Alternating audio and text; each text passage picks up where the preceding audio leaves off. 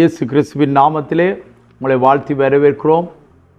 ஜெபம் பண்ணுவோம். பரலோக பிதாவே, இந்த அருமையான நல்ல மாலை வேளைக்காக உங்களுக்கு நன்றி செலுத்துகிறோம். இந்த மாலை வேளையிலே ஆண்டவரே உமது வார்த்தையை ஆசீர்வதித்தாரும். ஒவ்வொரு கேட்கிற மக்களுக்கு ஆண்டவரே அது ஆசீர்வாதமாக அமைவதாக, எல்லா தடைகளும் நீங்குவதாக, சமாதானம் உண்டாவதாக, சந்தோஷம் உண்டாவதாக. ஆண்டவரே உம்முடைய ரட்சிப்பை ஆண்டவரே ஒவ்வொருத்தரும் பெற்றுக்கொள்வார்களாக. இயேசுவின் நாமத்திலே ஆசீர்வதி ஜெபிக்கிறோம் நல்ல பிதாவே. ஆமேன், ஆமேன், ஆமேன். பிரியமானவர்களே, இந்த உலகத்திலே அநேக விதமான பிரச்சனைகளுக்கு தீர்வாக இந்த வேதாகமம் இருக்கிறது. இந்த வேதாகமம் ஏன் இது முக்கியத்துவம் என்று சொன்னால், இது தேவனுடைய ஆவியினாலே அருளப்பட்டு எழுதப்பட்டது. இந்த உலகத்தில் இருக்கிறான எல்லா புத்தகங்களும் நல்ல காரியங்களை சொன்னாலும் இந்த புத்தகம் மட்டும்தான் ஜீவனுள்ள புத்தகம். இதுக்கு உயிர் இருக்கிறது. அது தேவனுடைய வார்த்தையாக இருக்கிறது. தேவன் ஆதியிலே வார்த்தை இருந்தது, அந்த வார்த்தை தேவனிடத்தில் இருந்தது, அந்த வார்த்தை தேவனாயிருந்தது. யோவான் 1:1 சொல்லுகிறது, 1:14 சொல்லுகிறது, அந்த வார்த்தை மாமிசமாகி சத்தியத்தினாலும் கிருபையினால் நிறைந்தவராய் எங்களுக்குள்ளே வாசம் பண்ணினார். தேவன் குமாரனாக வெளிப்பட்டு குமாரன் ஆவியானவராக எங்களுக்குள்ளே வாசம் பண்ணுகிறார். ஆகவேதான் இந்த வேதத்தை படிக்கிறவர்கள் வாசிக்கிறவர்களுக்குள்ளே அந்த ஜீவன் கடந்து செல்கிறது. வேதத்தை படிக்கும் பொழுது சமாதானம் இல்லாதவர்கள் சமாதானத்தை பெறுகிறார்கள், பாவத்தில் இருக்கிறவர்கள் மன்னிப்பை பெறுகிறார்கள், வியாதியோடு இருக்கிறவர்கள் குணமடைகிறார்கள். ஏனென்றால் இந்த வார்த்தைகளை நீங்கள் வாசிக்கும் பொழுதுதான் அந்த அற்புதங்களை நீங்கள் பெற்றுக்கொள்ள முடியும். வேதத்தை வாசிக்கும் பொழுது அந்த சுகத்தை நீங்கள் பெற்றுக்கொள்ள முடியும். வேதத்தை வாசிக்கும் பொழுது அந்த ஆசீர்வாதங்களை நீங்கள் சுதந்திரிக்க முடியும். எனவே ஒவ்வொருத்தரும் எத்தனையோ தடைகள் இந்த வேதாகமத்தை வாசிக்கிறதுக்கு, வேதாகமத்தை கொடுக்கிறதுக்கு எத்தனையோ தடைகள். சில நாடுகளில் வேதத்தை படித்தால் மரண தண்டனை கொடுக்கிறார்கள். இதே போலதான் அங்கே இங்கிலாந்து தேசத்திலே ஜோன் விப்லிப் என்ற முதலாவது பேராசிரியர் தான் இந்த வேதாகமம் எல்லாருடைய கரங்களிலேயும் இருக்க வேண்டும் என்று சொல்லி முதலாவது பல்கலைக்கழகம் இங்கிலாந்து தேசத்திலே 1373 ஆண்டு ஆரம்பிக்கப்பட்ட அந்த வேதாகமம், அந்த வேத அச்சு பிரதியை வெளியிட்டவர் ஜோன் விப்லிப். அந்த பல்கலைக்கழகத்தில் உலக நாடுகளில் இருந்து போய் கற்றவர்கள் இந்த வேதத்தின் ரகசியத்தை அறிந்து உலகம் முழுவதிலும் வேதத்தை கொண்டு சென்றார்கள். அவர்கள் கொடுக்கப்பட்ட முதலாவது மரண தண்டனை. ஆனாலும் 2 ஆண்டுகளுக்கு பிற்பாடு அந்த இங்கிலாந்து தேசம் ஆண்டவர் சந்தித்தார். மன்னன் ரட்சிக்கப்பட்டான். இலவசமாக வேதாகமங்களை அச்சிட்டு உலகம் முழுவதும் கொடுக்க ஆரம்பித்தார்கள். இங்கிலாந்து தேசத்திலிருந்து அமெரிக்கா சென்றது. அமெரிக்காவிலிருந்து மிஷனரிகள் மூலமாக வேதத்தை தெரியாத மக்களுக்கு வேதத்தை கற்பித்தார்கள். பல உயிர்கள் விலைக்கிரயமாக கொடுக்கப்பட்டது. இந்த வேதமங்களை கைகள் வருவதற்காக பல உயிர்கள் விரயமாக கொடுக்கப்பட்டது. இன்றைக்கும் இதை கேட்டுக்கொண்டிருக்கிற நீங்கள் யாரா இருந்தாலும் இந்த தேவனுடைய வார்த்தையிலே தேவன் இருக்கிறார் என்றதை விசுவாசியுங்கள். இந்த வேதத்திலே மாத்திரம்தான் தேவனுடைய வார்த்தையிலே ஆண்டவர் இருக்கிறார், ஆவியானவர் இருக்கிறார், திருத்துவ தேவன் இருக்கிறார். நீ அதை விசுவாசித்தால் அந்த ஆசீர்வாதத்தை பெறுவீர்கள். அங்க நாங்கள் பார்க்கும் பொழுது 2ஆம் அதிகாரம் 38 பேதுரு பேசுகிறார். பேதுரு அவர்களை நோக்கி, நீங்கள் மனம் திரும்பி ஒவ்வொருவரும் பாவம் மன்னிப்புக்கென்று இயேசு கிறிஸ்துவின் நாமத்தினாலே ஞானஸ்தானத்தை பெற்றுக்கொள்ளுங்கள், ஞானஸ்தானம் பெற்றுக்கொள்ளுங்கள், அப்பொழுது பரிசுத்த ஆவியை பெறுவீர்கள்.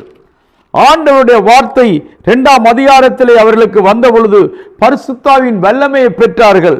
ஒவ்வொருவரும் தங்களுக்கு கொடுக்கப்பட்ட அந்த ஆவியின் வல்லமையின் கிரியைகளை இஸ்ரவேல் ஜனங்கள் கண்டார்கள்.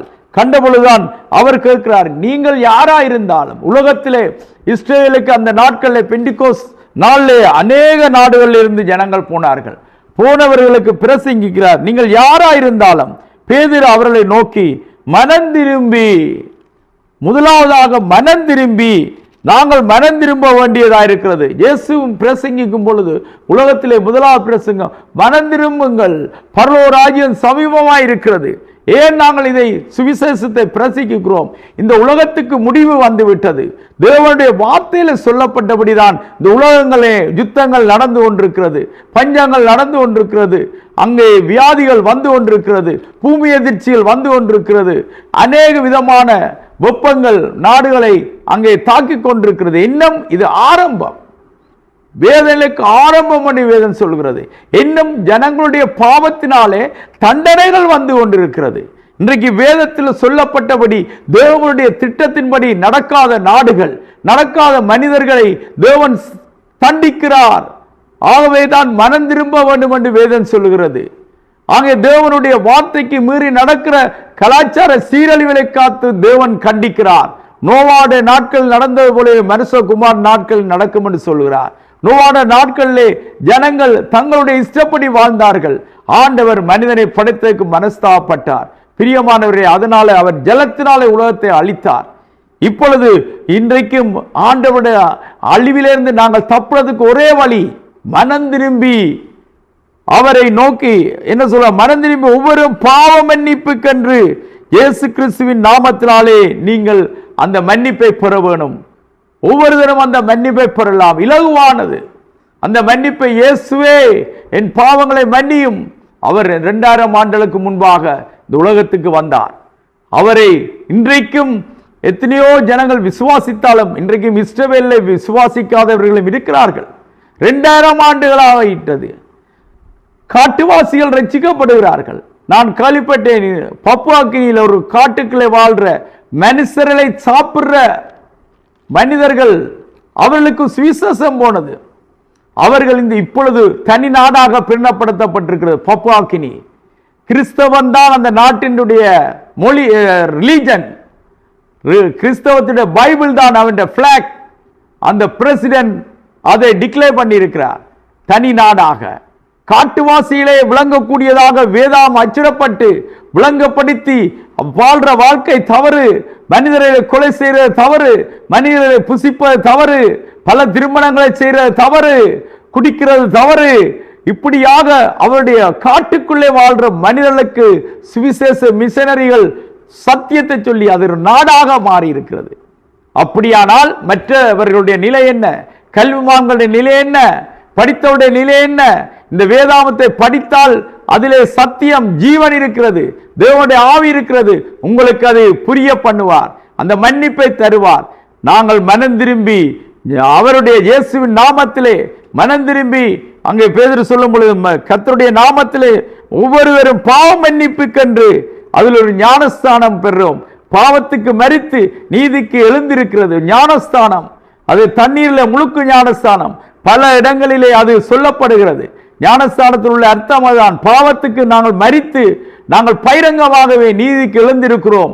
அது ஒரு உலகத்துக்கு வெளிச்சமாக நாங்கள் எங்களை அடையாளப்படுத்துகிறோம். தேவ கட்டளைக்கு ஒபே பண்ணுகிறோம், கீழ்ப்படுகிறோம். அப்பொழுது அது மாத்திரமில்லை, நீங்கள் வெற்றி உள்ள ஒரு வாழ்க்கை வாழ அப்பொழுது பரிசுத்தாவியானவரை பெற்றுக் கொள்ளுங்கள். இதுதான் ரகசியம். நீங்க யாரா இருந்தாலும் அந்த மன்னிப்பை பெற்று ஆண்டவரமாக கூப்பிட்டால் பரிசுத்தாவியானவர் உங்களுக்கு தர, அவர் இலவசமாக தர அவர் வாஞ்சியா இருக்கிறார். நீங்கள் எவ்வளவோ துன்பப்படலாம், எவ்வளவோ கஷ்டப்படலாம், உங்களுக்காக அது மாத்திரமல்ல, அங்கே ஒரு ஹெவன் பரலோகத்தை வைத்திருக்கிறார். இலங்கையில யுத்தங்கள் 40 வருடங்களாக யுத்தங்கள். எத்தனையோ சின்ன ஒரு இடத்துக்காக நாங்கள் எத்தனையோ பேர் இழந்திருக்கிறோம். கவலையோடு இருக்கிறீர்களா? கண்ணீரோடு இருக்கிறீர்களா? அநேகரை இழந்து போயிருக்கிறீர்களா? பயப்படாதிருங்கள். இந்த இலங்கையில இருக்கிற சின்ன நாட்டுக்காக நாங்கள் இவ்வளவு உயிரை கொடுத்திருக்கிறோம். ஆனால் தேவன் சொல்லுகிறான், நீங்கள் ஆண்டவருடைய ராஜ்யம் பெரிய ராஜ்யத்திலே, இங்கே இந்த சின்ன நாட்டிலே நாங்கள் இன்றைக்கும் அநேகர் சண்டை பிடித்துக் கொண்டிருக்கிறார்கள். இந்த நிலத்துக்காக, தற்காலிக நிலத்துக்காக, அழிந்து போற நிலத்துக்காக அடிபட்டு கொண்டிருக்கிறார்கள். ஆண்டவர் சொல்றார், இந்த யுத்தம் எல்லாம் செய்யாதீர்கள், சமாதானமாக ஆண்டவரை விசுவாசித்து அந்த நித்திய ராஜ்யம் உங்களுக்காக வைக்கப்பட்டிருக்கிறது. அதை விசுவாசியுங்கள். அந்த பரிசுத்தாவியானவர் உங்களுக்குள்ளா வந்து சத்தியத்திலே அவர் நடத்துவார். பாவத்தை குறித்தும் நியாய தீர்ப்பை குறித்தும் வரப்புற நியாய தீர்ப்பையும் கண்டித்து உணர்த்தி உங்களை பரலோக வாழ்க்கையிலே நடத்துவார். இதான் பரிசுத்தாவியார். அப்போ துன்பம் எதற்கு? கவலை எதற்கு? போதவஸ்து எதற்கு? வாழ்வட்டிகள் எதற்கு? கலாச்சார சீரொழியில் எதற்கு? தற்கொலை எதற்கு? உங்களுக்கு ஒரு நம்பிக்கை அளிக்கிற ஆண்டவர் உங்களோடு இருக்கிறார்.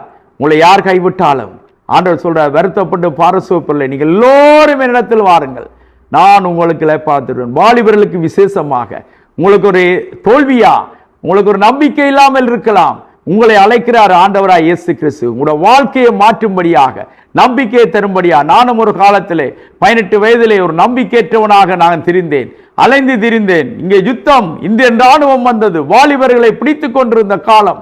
படிக்கிற காலத்திலே நாங்களும் இடம்பெயர்ந்து அங்கே பல இடங்களுக்கு திரிந்தோம். நம்பிக்கை இல்லை, எங்கே போவது? அப்பொழுதுதான் ஆண்டவருடைய அற்புதத்தை கண்டுகொண்டேன்.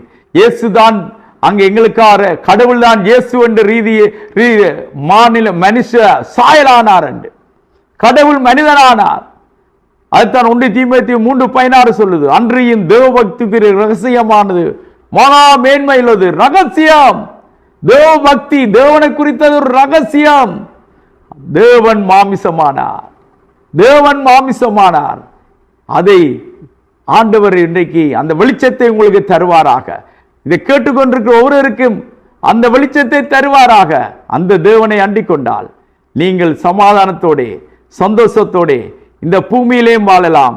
மரணத்துக்கு பிற்பாடு ஒரே வழி இயேசு கிறிஸ்துவே பரலோகத்தின் வழி. அவரே வழி, சத்தியம், ஜீவனாக இருக்கிறார். அந்த மன்னிப்பை பெற்ற ஒவ்வொருவருக்கும் நித்திய வாழ்வு, 1000 வருடங்கள் வாழ்ற, கோடிக்கணக்கான ஆண்டுகள் வாழ்ற வாழ்வை தருகிறார். தவற விடாதீர்கள். ஒரே தரம் மரிப்பதும் நியாய தீர்ப்படைஞ்சு நித்தியத்துக்குள்ளாக போலாம். 2 இடம் இருக்கிறது, ஒன்று நித்திய பரலோகம், ஒன்று நித்திய நரகம். உயிர்கள் மரிக்காமலே வேதனைப்படுற இடம் நரகம். ஆண்டவருடைய மன்னிப்பை பெற்றால் பரலோகம். ஆண்டவர் உங்களை என்னையும் அதுக்கென்று ஆயத்தப்படுத்துவாராக. ஜெபம் பண்ணுவோம். பரலோக பிதாவே, இந்த அருமையான நல்ல மாலை வேளையிலே மீண்டுமாக ஆண்டவரே கர்த்தாவே மனம் திரும்பி ஆண்டவரே ஒவ்வொருவன் இயேசு கிறிஸ்துவை விசுவாசித்து ஆண்டவரே பாவ மன்னிப்புக்கென்று ஞானஸ்தானத்தை பெற்று பரிசுத்தாவியை பெற்று பரிசுத்தமாய் வாழ்ந்து ஆண்டவரே உம்முடைய நித்திய ராஜ்யத்துக்குள்ளே வரத்தக்கதாக ஒவ்வொருவரையும் வழி நடத்தும். இந்த மாலை வேளையில் ஒவ்வொருவரையும் நாங்கள் ஆசீர்வதிக்கிறேன். ஆண்டவரே உம்முடைய சத்தியம், சத்தியத்தை அறிவீர்கள், சத்தியம் உங்களை விடுதலை ஆக்கும். வருத்தப்பட்டு பாரசும் பெறலே, நீங்கள் எல்லோரும் என்னிடத்தில் வாருங்கள், நான் உங்களுக்கு இளைப்பாறுதல் தருவேன் என்று சொன்ன தேவன் ஒவ்வொரு பிள்ளைகளுக்கும் இளைப்பாறுதலை கொடுப்பீராக. நம்பிக்கையற்றவர்களுக்கு நம்பிக்கையை கொடுப்பீராக. இயேசுவின் நாமத்திலே ஒவ்வொருவரையும் ஆசீர்வதிக்கிறேன். இலங்கையில் இருக்கிற மக்களை ஆசீர்வதிக்கிறேன். சிறைகளிலே வாடுகிறவர்கள், ஆண்டவரே போதவஸ்துக்கு அடிமையானவர்கள், ஆண்டவரே கர்த்தாவே வாழ்க்கை வெறுத்து தற்கொலைக்கு நியமிக்கப்பட்டவர்கள், ஆண்டவரே வீடுகளிலே குடும்பங்களிலே ஆண்டவரை குடித்து வெறித்து சமாதானம் இல்லாமல் சத்துருவானவன் பிசாசானவன் ஆண்டவரை கொல்லவும் அழிக்கவும் வருகிறான், வேறொன்றுக்கும் வரான். மக்களை ஆண்டவரே அழித்துக் கொண்டிருக்கிறான். ஆண்டவரே அப்பா, இந்த நாளிலே ஒவ்வொருவர்களும் உம்மை நோக்கி பார்த்து விடுதலை அடைவார்களாக, சமாதானத்தை அடைவார்களாக. இந்த இலங்கைக்கு சமாதான சந்தோஷத்தை கட்டளையிடுகிறேன். உம்முடைய நாமத்திலே இந்த இலங்கையை ஆசீர்வதிக்கிறேன். ஒவ்வொரு மக்களுக்கும் கிறிஸ்துவே தெய்வம் என்பதை அவர்கள் அறிக்கை செய்வார்களாக. ஆண்டவரே நாங்களே ஆலயமாயிருக்கிறோம், தேவன் வாசம் பண்ற ஆலயம் நாங்களே. அதை நாங்கள் கெடுத்தால் நீர் எங்களை கெடுத்திடுவீர். ஆண்டவரே தேவனுடைய ஆலயம் பரிசுத்தமாயிருக்கிறது, நீங்களே அந்த ஆலயம். இந்த சத்தியத்தை அறிந்து ஒவ்வொருவரும் சமாதானமாக வாழ கிருபை செய்யும்படியாக இயேசுவின் நாமத்திலே ஆசீர்வதித்து ஜெபிக்கிறேன் நல்ல பிதாவே. ஆமேன், ஆமேன், ஆமேன். God bless you. கர்த்தர் நிறைவாக ஒவ்வொருவரையும் ஆசீர்வதிப்பாராக. நன்றி, நன்றி. ஆமேன்.